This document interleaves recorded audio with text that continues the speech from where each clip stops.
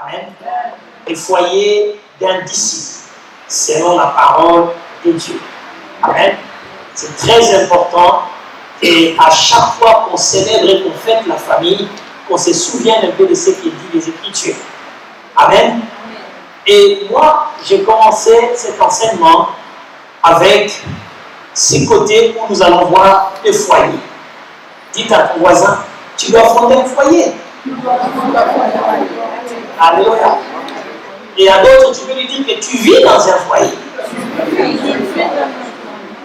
Ceux qui nous sommes là, ceux qui ont fondé le foyer et ceux qui vivent dans le foyer.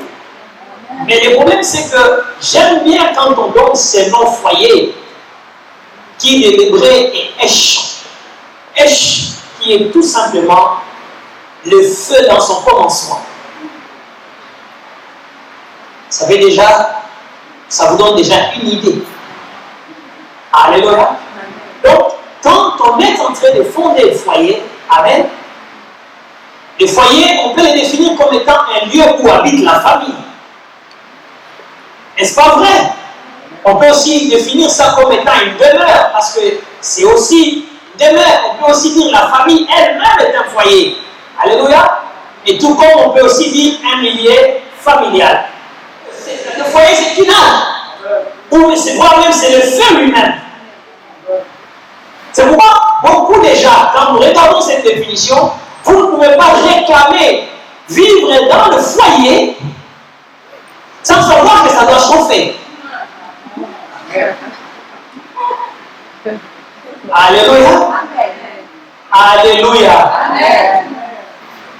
Quand vous regardez ces mots-là, parce que d'autres disent, je vais fonder mon foyer. Oui, c'est bien. Mais vous voulez fonder un foyer, il faut savoir que le foyer, c'est du feu. Amen.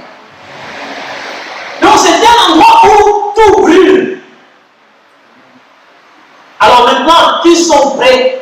Ceux qui sont déjà dedans, ils savent ce qu'ils vont apprendre. Mais qui sont parmi les célibataires qui veulent bien fonder un foyer? Alors, préparez-vous.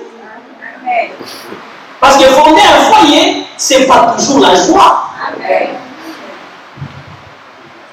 Alléluia. Parce que beaucoup, quand ils vont fonder un foyer, ils ont l'impression que ça va être un lieu de repos. Mais non, c'est là où la combustion va commencer. Amen.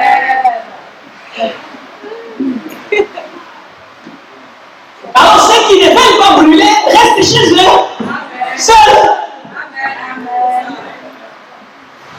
Ceux qui sont prêts à brûler vont fonder le foyer.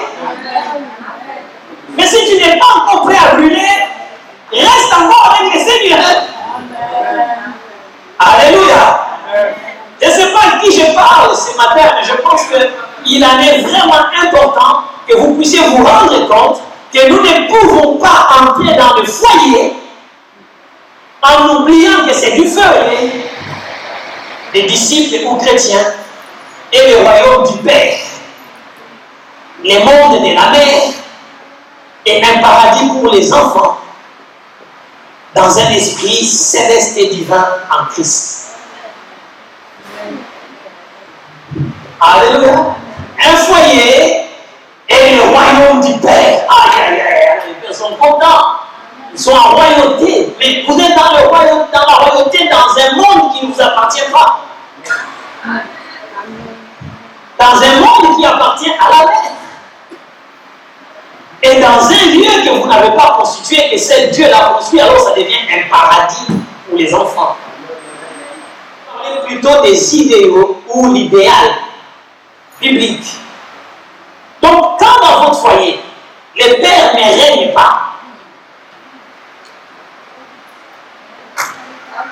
la mère ne dirige pas, et les enfants ne s'amusent pas, ce n'est pas un foyer du Seigneur.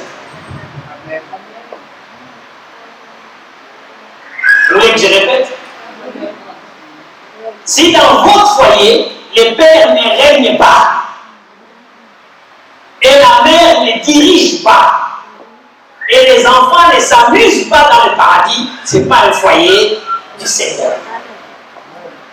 C'est qu'il y a encore à revoir la place de celui qui doit régner, la place de celui qui doit diriger, et la place de ceux qui vont s'amuser dans ces royaumes et ces mondes.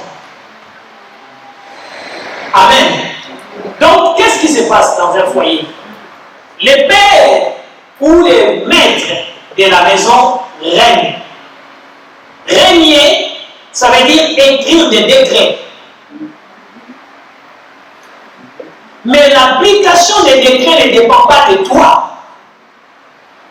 L'application dépend de celui qui dirige les mondes. À ce moment-là, c'est la maman. Tout ce que le roi qui règne fait, il vérifie si ce qu'il a donné a été exécuté. Même quand ça n'a pas été exécuté, le roi ne sanctionne pas, mais le roi convoque. Chrétien. Premièrement, nous savons que Dieu désire que nous ayons des foyers heureux et plus attachés à lui. Donc Dieu ne désire pas qu'on ait autre chose. Dieu désire que vous ayez des foyers où il y a la joie. Ça, c'est le principe de Dieu. Dieu, quand il a placé Adam et Ève dans le jardin d'Éden, il les a rendus joyeux. Alléluia. C'est que Dieu ne peut pas vous mettre à un endroit pour vous rendre malheureuse ou malheureux. La première objectif de Dieu, c'est que ça soit un lieu de joie. Et Dieu, dans sa parole d'ailleurs, Dieu montre l'idéal pour établir un foyer fondé sur les rochers qui est Jésus-Christ, que nous allons voir au fur et à mesure. Le foyer étant un lieu où brûle en permanence une chaleur intense, il convient que la température adéquate soit maintenue pour un sommeil paisible. Alléluia. Donc, si un foyer qui est un lieu où brûle en permanence une chaleur intense, il convient que la température adéquate soit maintenue pour un sommeil paisible. D'où le Seigneur, qu'est-ce qu'il fait? Il a mis la tempérance dans l'homme. Et la tempérance que Dieu vient mettre dans l'homme, c'est pour tempérer et garder une chaleur correcte. Mais si nous ne gardons pas cette chaleur correcte, surtout que nous savons, je vous ai donné un peu de l'hébreu, quand on prend l'homme en hébreu, c'est Ish, qui veut dire feu. Mais quel feu? C'est le feu que Dieu a mis dans lui. Donc, l'homme déjà, c'est un feu. Alléluia. Quand Dieu souffla dans l'homme, il n'a pas soufflé quelque chose derrière. Dieu a soufflé son feu à lui. Ce feu-là qui a ranimé l'homme et l'homme est devenu une âme vivante. Et c'est pourquoi dans votre sang, il y a la chaleur. Dès que le sang refroidit, le feu de Dieu est parti, l'homme n'existe plus.